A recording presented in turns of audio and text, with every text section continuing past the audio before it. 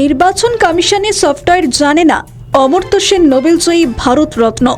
তৃণমূল কংগ্রেসের সর্বভারতীয় সাধারণ সম্পাদক অভিষেক বন্দ্যোপাধ্যায় বীরভূমে জনসভা থেকে দাবি করেছিলেন নোবেলজয়ী অর্থনীতিবিদ অমর্ত্য সেনকে নোটিশ পাঠিয়েছে নির্বাচন কমিশন।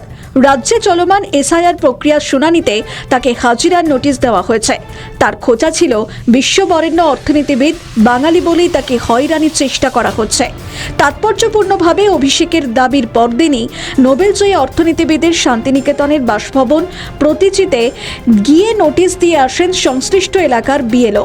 নোবেলজয়ী অর্থনীতিবিদ ভারতরত্ন অমর্ত্য সেনকেও ভারতের নাগরিকত্বের প্রমাণ দিতে হবে, এমন প্রশ্ন তুলেছিলেন তৃণমূলের সর্বোচ্চ নেত্রী তথা রাজ্যের মুখ্যমন্ত্রী মমতা বন্দ্যোপাধ্যায়ও।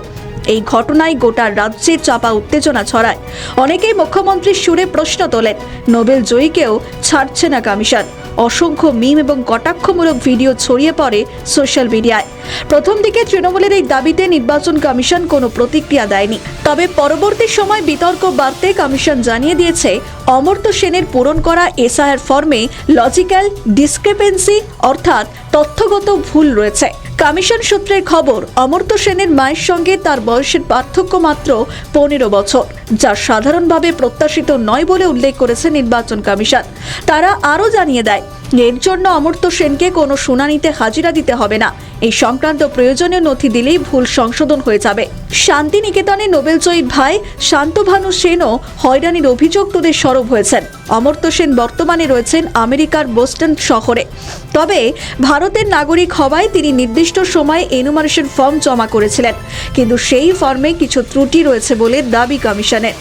শান্তভানু সেন বলেন যে ওরা বলল কাগজপত্র কিছু মিলছে না, তাই নোটিশ দিতে হবে।